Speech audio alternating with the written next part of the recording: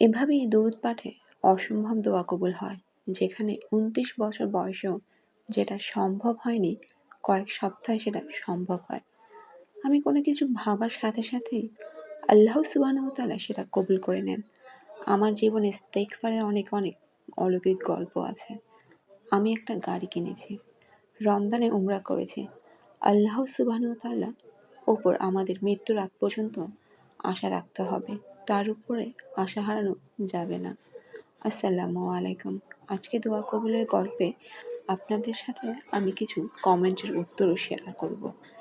এখন থেকে প্রতি সপ্তাহে আমি ১ দিন বা ২ দিন কমেন্টের উত্তর দেওয়ার চেষ্টা করব। আপনাদের যদি কোনো প্রশ্ন থাকে সেইটাই আপনি কমেন্টে লিখে দিবেন। ইনশাআল্লাহ আমি চেষ্টা করব সেই কমেন্টের উত্তরটি দেওয়ার জন্য।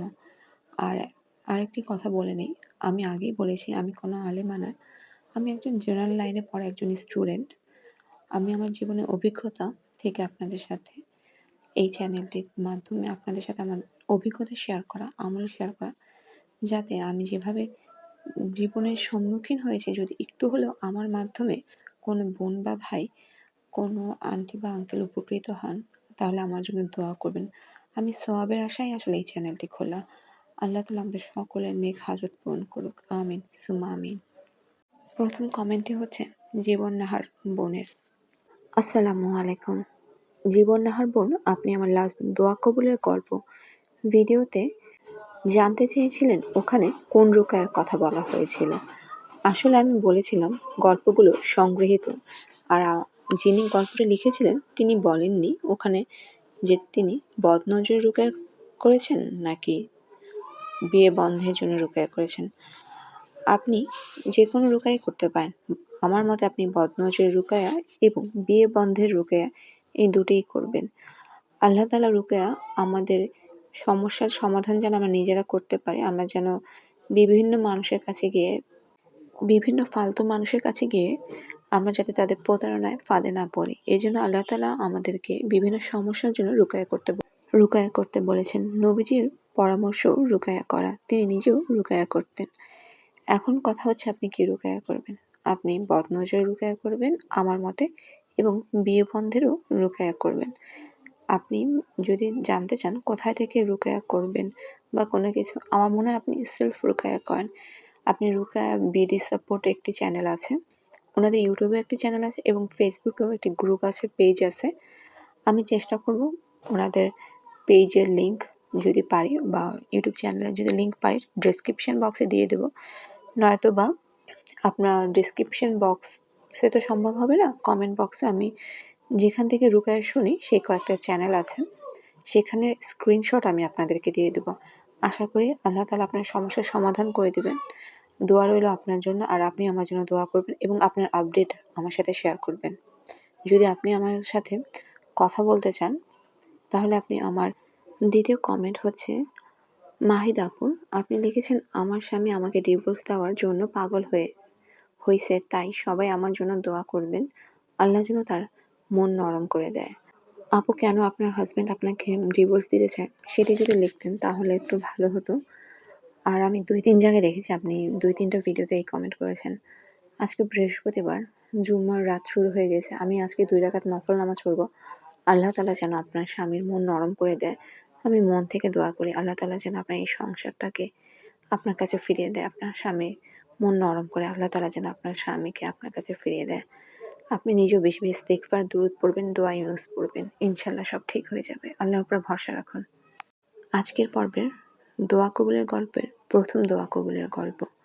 আমার ব্যবসা প্রায় ধ্বংসের পথে ছিল। আমার ৬ লক্ষ টাকা ঋণ ছিল। আমি প্রতিদিন অনেক বেশি ইস্তেগফার পড়তাম। ইস্তেগফার পড়ার পর আমি এমন একটি চাকরি পেয়েছি যেখানে আমি বসে ব্যবসার কাজ করতে পারি। আমি একটা গাড়ি কিনেছি। রমজানে উমরা করেছি। বেশ ভালো পরিমাণে যাকাতও দিয়েছি। আলহামদুলিল্লাহ, আল্লাহর দরবারে হাজারো শুকরিয়া, আমি অনেক ভালো আছি। দোয়া কবুলের গল্প দ্বিতীয়। আমার দুশ্চিন্তা আর প্যানিক অ্যাটাকের সমস্যা ছিল। আমি প্রতিদিন রাত ৩টা বাজে উঠে তাহাজ্জুদ পড়তাম। কিন্তু গতকাল রাতে অন্তর থেকে আল্লাহর কাছে দোয়া করি। আলহামদুলিল্লাহ, আজকে আমাকে একজন নতুন মানুষ মনে হচ্ছে। আল্লাহ আমাদেরকে কল্যাণ দান করুক। আল্লাহ সুবহানাহু ওয়া তাআলার উপর আমাদের মৃত্যুর আগ পর্যন্ত আশা হারানো উচিত নয়। দ্বিতীয় দোয়া কবুলের গল্প আজকের পর্বে। এই গল্পটি একজন ২৯ বছর বয়সী আপন, যার পরিবার খুবই জিদি ছিল এবং স্বার্থপরও ছিল। তারা কোনোভাবেই তাকে বিয়ে দিচ্ছিল না, অকারণে বিয়ে পিছাচ্ছিল। তখন বোনটি স্মরণ করে যে তার কলেজের এক টিচার বলেছিলেন, দুরূদ পড়লে গুনহা মাফ হয় এবং আমাদের সব চিন্তা দূর হয়ে রাস্তা সহজ হয়। সে আরও জানতে পারে যে দুরূদে ইব্রাহিম পড়লে দোয়া কবুল হয়, স্বপ্ন পূরণ হয়, মনের নেক ইচ্ছা পূরণ হয়। সে দুরূদে ইব্রাহিম পড়া শুরু করে। আর মাত্র কয়েক সপ্তাহের মধ্যে হঠাৎ করেই তার পরিবার তার বিয়ে নিয়ে কথা বলা শুরু করে এবং বলে যে তারা তাকে কেবল তার সাথে বিয়ে দেবেন যে তার যোগ্য। তারা তার বিয়ে এমনভাবে আয়োজন করেন যেভাবে সবসময় সে চেয়েছিল এবং তাকে তার নিজের ইচ্ছে মতো একটি ধার্মিক ছেলের সাথে বিয়ে দেন। এভাবেই দুরূদ পাঠে অসম্ভব দোয়া কবুল হয়। যেখানে ২৯ বছর বয়সেও যেটা সম্ভব হয়নি, কয়েক সপ্তাহে সেটা সম্ভব হয়। আলহামদুলিল্লাহ। আজকের পর্বে সর্বশেষ দোয়া কবুলের গল্প।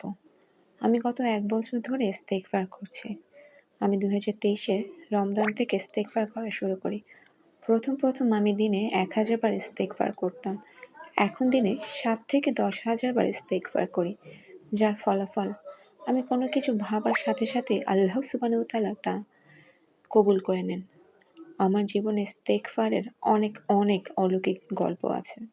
আমি কিছু চাইলেই আল্লাহর রহমতে সেটা কবুল হয়ে যায়। সাথে সাথে আমি আল্লাহর শুকরিয়া আদায় করে শেষ করতে পারবো না। সুবহানাল্লাহ, সুবহানাল্লাহ, সুবহানাল্লাহ। আলহামদুলিল্লাহ বোন, আলহামদুলিল্লাহ। আল্লাহ তাআলা এভাবে ইস্তেগফারের মাধ্যমে আমাদের সবার দোয়া কবুল করে নেবেন। আমাদের জীবনকে পরিশুদ্ধ করবেন এবং আমাদের বিভিন্ন রকমের গুনাহ থেকে দূরে রাখুন। আল্লাহ তাআলা আপনি আমাদের দাজ্জালের ফিতনা থেকে, শয়তানের, ইবলিসের প্ররোচনা থেকে দূরে রাখুন। আল্লাহ তাআলা আমরা আপনার কাছে আশ্রয় চাচ্ছি। হে আল্লাহ তাআলা, আপনি আমাদের তওবা কবুল করুন। আপনি আমাদের ইবাদত কবুল করুন। আস্তাগফিরুল্লাহাল্লাযী লা ইলাহা ইল্লা হুয়াল হাইয়ুল কাইয়্যুম ওয়া আতুবু ইলাইহি। আজকে শুক্রবার দিবাগত রাত। আপনার সবাই তাহাজ্জুদ পড়ে, দুরূদ পড়ে, দুরূদে ইব্রাহিম পড়ে, ইসমে আজম পড়ে, আল্লাহ তাআলার ৯৯টি সিফাতের নাম পড়ে, নফল নামাজ পড়ে, ইস্তেগফার করে আল্লাহ তাআলার কাছে তওবা করবেন। তারপরে আন্তরিকতার সাথে আল্লাহ তাআলার কাছে দোয়া করবেন। নিশ্চয়ই আল্লাহ তাআলা আমাদের সকলের মনের নেক হালাল হাজত পূরণ করে দেবেন। আমিন সুম্মা আমিন। আল্লাহ হাফেজ। সবাই ভালো থাকবেন। আপনাদের সকলের জন্য আমার তরফ থেকে অনেক দোয়া রইল। আপনাদের দোয়াতে আমার কথা স্মরণ করবেন। আমিন সুম্মা আমিন।